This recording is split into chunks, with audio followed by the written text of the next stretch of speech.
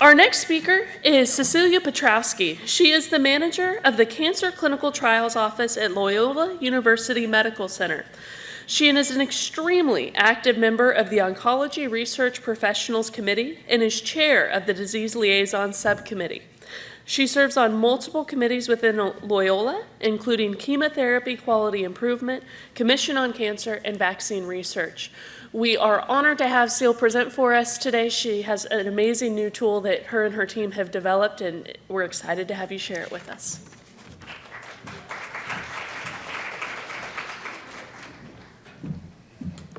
Well, thanks, Maggie. I am so pleased to be able to launch on behalf of the Oncology Research Professional Liaison Committee, the Clinical Trial Review Guide. The SWOG-ORP Liaison Committee, in collaboration with the SWOG protocol coordinators, developed this tool to support the research sites that are members of the cooperative groups. So today I'm going to provide an overview of the development and purpose of the tool with an example using the guide with S1404 and a proposed project assessing the utility and effectiveness of this tool of the guide at the research sites. So let me just give you an overview of the activities of the Oncology Research Professionals Committee. They're made up of RNs and CRAs that are members of each of the disease committees. We have about 30 members in total. They review new protocols during development and provide feedback from a research site perspective, looking at feasibility of opening the study, concerns regarding potential logistical challenges with implementation. And one of the things that we do is really try to strive to improve things and to develop tools to assist sites with the site selection, implementation, and compliance. The coordinators or the liaisons maintain active lines of communication with all the SWOG protocol coordinators. I always like to say they are our best kept secret with SWOG. And then they used to do ongoing review and revisions of the second chapter of the ORP manual, the CRA disease chapters. And those are no longer going to be in existence. And then they mentor and support the development of new disease liaisons as they join our membership.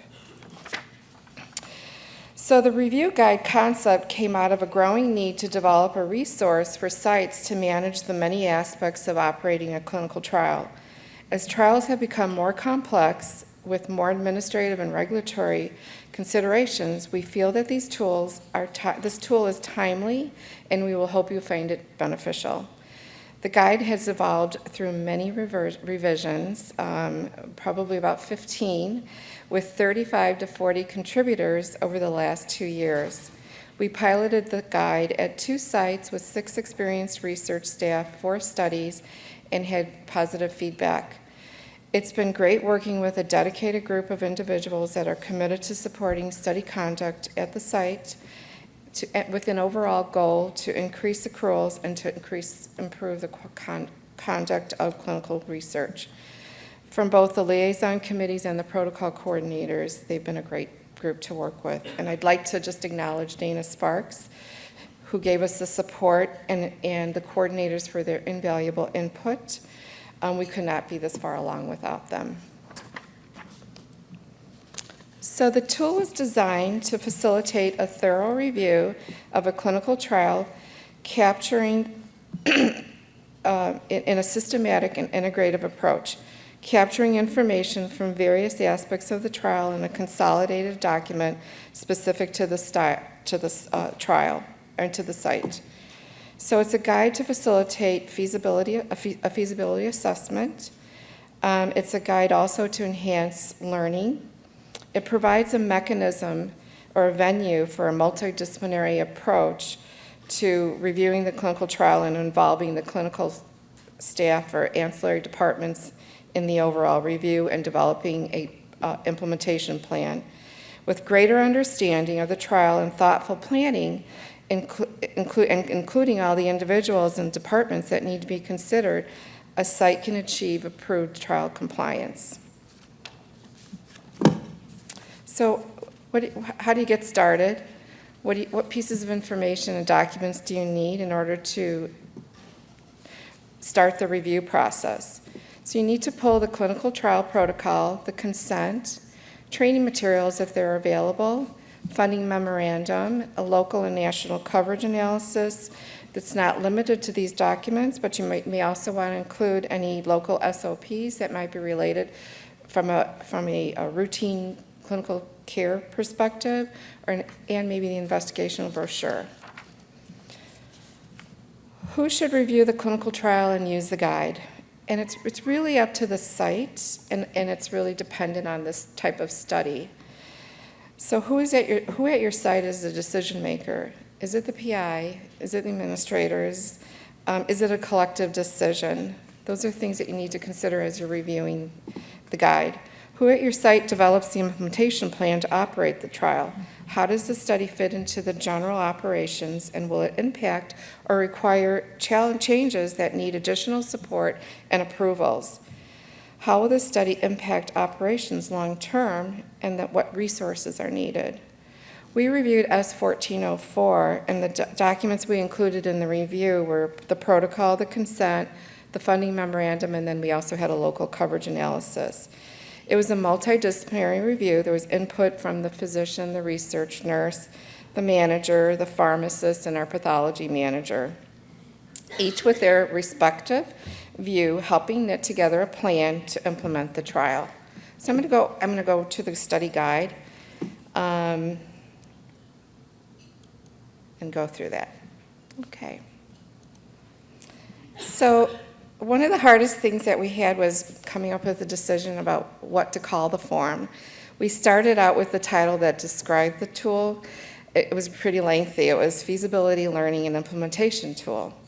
Then we called it the NCI-NCTN Protocol Review Form. And then after a lot of input, after a lot of thought, we decided that the title should be generic enough because it was a multi-purpose tool. So we went with Clinical Trial Review Guide. The guide can be used across all the NCI-NCTN trials. The sections are, so the first part, I just skipped through it, was the header. So in the header is the title of the protocol, your site-specific identifier for that protocol, and then the version. The sections are organized to follow the process for learning and planning the implementation of the trial at your specific site. So during the review, items that may factor into not pursuing the trial are included at a higher level during the beginning of the review. The next section is a brief explanation of the purpose of the tool, what documents to include in the review, a note indicating that you need to update the tool if there's an amendment or information that comes out that needs to be updated. This tool was designed to include as much information as the reviewer needs and/or the ability to include sections and pages as a quick reference. Each section has a header so that you can add the matching and corresponding section of the specific protocol, because all the group protocols sections don't all line up. So this first section has more of an administrative information. It has the type of study, the overall accrual, the research funding information or credits that apply to the study, patient billing considerations. We had a local CA that was a little bit different than the national CA, and that had to do with the triglyceride levels. That wasn't considered, they determined that was not considered a covered benefit. So we had to figure out how to capture billing coverage for that laboratory test. Also, regulatory considerations. For this study, as you know, there's additional regulatory requirements that require additional resources and training related to this study. So the next section is I'm combining the study objectives and background, which is very self-explanatory, often overlooked, or a thorough review of this section is overlooked by our research staff, but it's really critical to understand the purpose and the rationale and objectives, because this really provides a framework for the rest of the review and gives insight into the trial compliance requirements.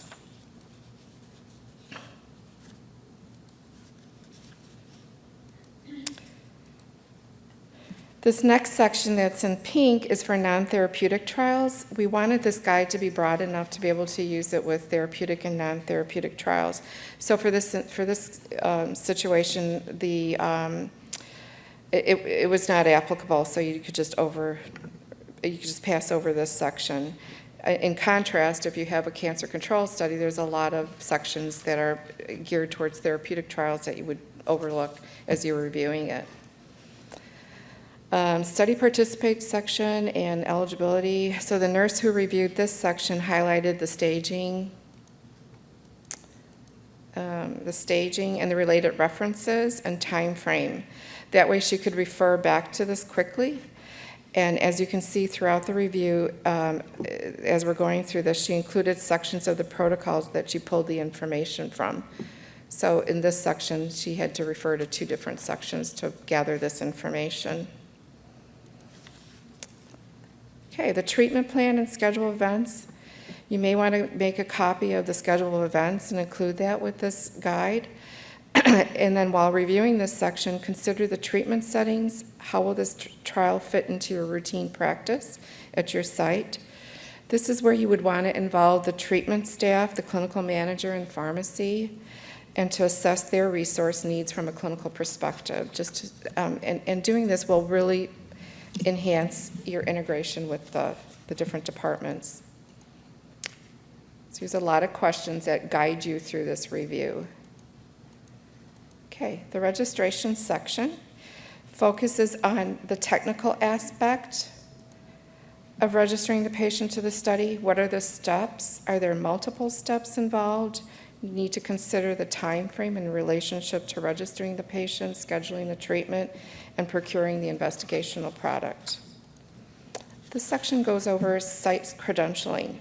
How does the study impact ancillary clinical services, and what are the specific needs in order to implement the trial from their perspective? There's a section here for radiology, for lab, pathology, surgery, radiation therapy, and then ancillary departments as needed. In the section over here, you should include any specific needs. This information will flow into, thank you. My voice is grasping. Thank you. This information will flow into the last section of this document, which is the implementation planning. So you may also want to include your department contacts in this section as well. The investigational drugs section covers investigational drugs and commercial agents and assists with developing your institutional treatment plans. We use Beacon treatment plans, and we refer to this section as we're developing them. During your review, you might want to consider for commercial agents, is the drug on your institutional formulary? If not, you'll need to go through additional processes to either make decisions about participating in the trial or not, or go through additional approvals to get the drug available on your formulary.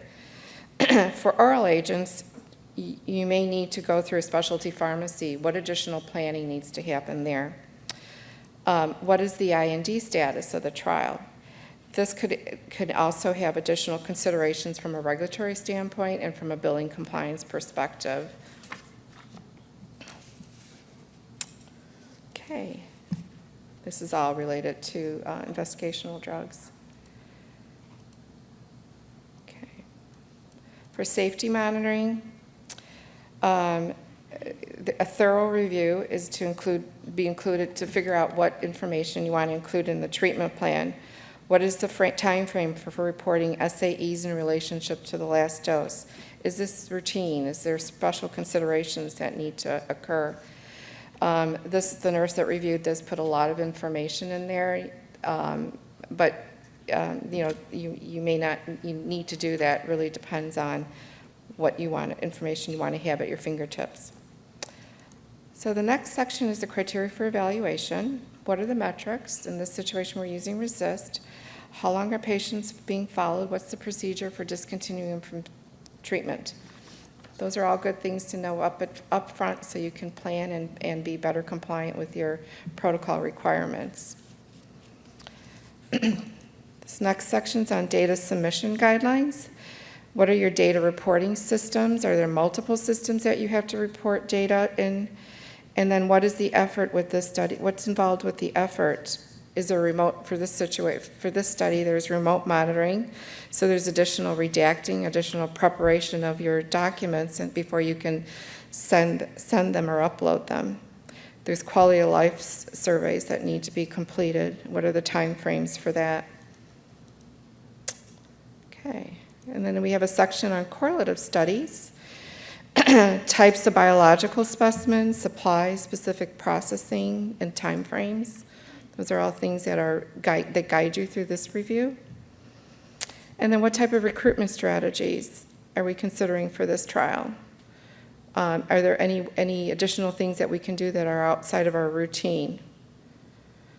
And then this next section is basically summarizing the overall effort analysis of the study and acuity of the trial.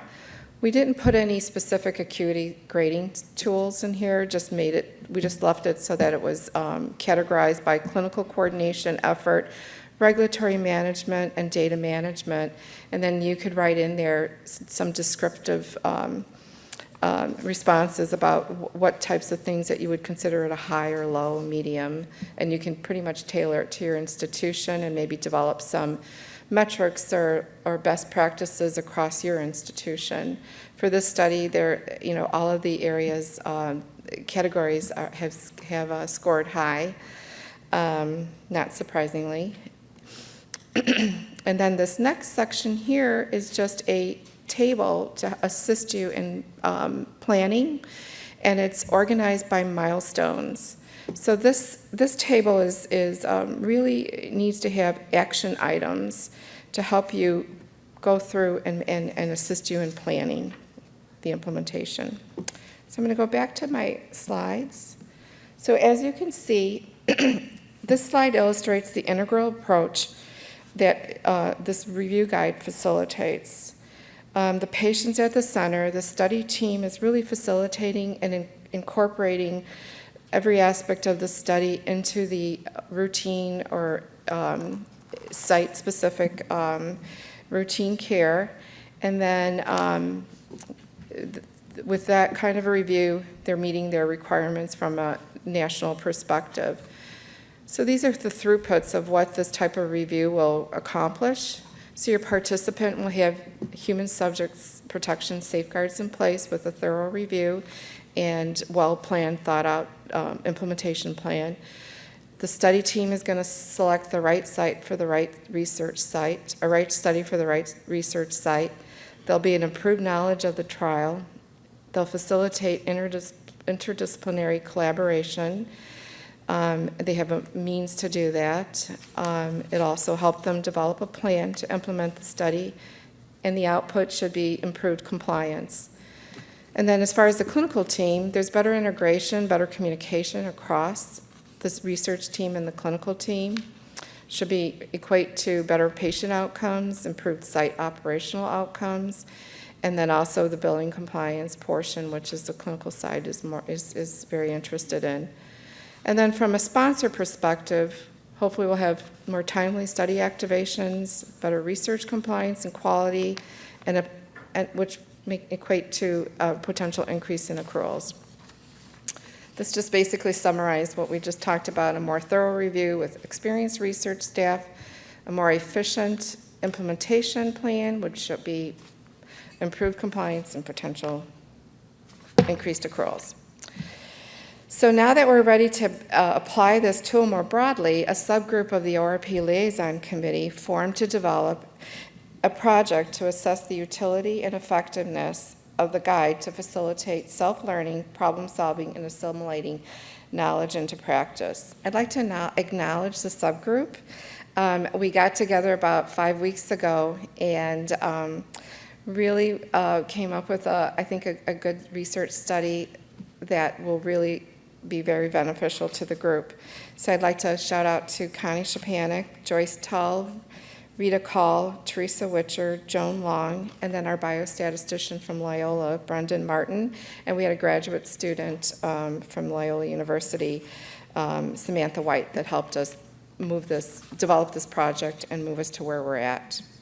So the objectives of the study is to look at the effectiveness of the guide in assisting the site with clinical trial selection, the effectiveness of facilitating self-learning, and developing an implementation plan. Some of the secondary objectives are to look at the likelihood of the participants to use the guide in the future, and then if there's any correlation between the user and the site characteristics and the user's review of the guide.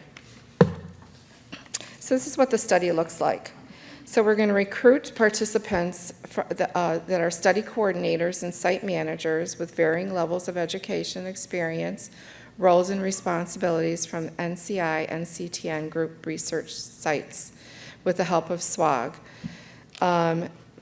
The study participant will self-report their site role, their level of education, if they've got any certification in research, what the type of research experience they have, and the type of research site. We're going to do a pre and post usage survey. We're going to ask the participant to complete a survey to determine the participant's level of knowledge and preparedness with implementing a study that they've reviewed on their own over the past 2 months but not yet implemented. We're going to ask them to refrain from re-reviewing before they answer those questions. And then about a week to 2 weeks later, after the first survey, we're going to ask them to complete the guide on the same study, and then they're going to answer the same questions, and it's a Likert scale of 0 to 5, indicating their level of knowledge and preparedness with implementing the study at their site. We're also going to ask them additional questions about the impact of the study selection. Did it make a difference? Did they end up changing their mind, or did it have an impact on their decision about pursuing the study? What is their potential use of the guide in the future and adapting it to their site? And then if they're interested in participating in any future studies that are related to this project and the use of the guide. So some of the potential projects in the future would be maybe in 6 to 12 months, we could look at, did this use of the guide have any impact on more timely or shorter time frames for activating a study? Was there better compliance? Did the trial run more smoothly? Did they increase their accruals? So our next steps, we're going to be at the open forum. We'll have examples of the tool so that you can see it up front. We got approval from SWOG to move forward with this project, and there'll be site recruitment plans coming from SWOG in the near future. The tool itself will end up being on the learning management system, hopefully in the next couple months. But we're excited about the project. It's taken us 2 years, and we're really pleased with how things are going. Special thanks to all the people that were involved in developing this tool. So the members of the ORP Liaison Committee, the pharmacy liaison, our SWOG protocol coordinators, and then the pilot sites. And then please feel free to reach out to me if you have any questions. Okay, any questions?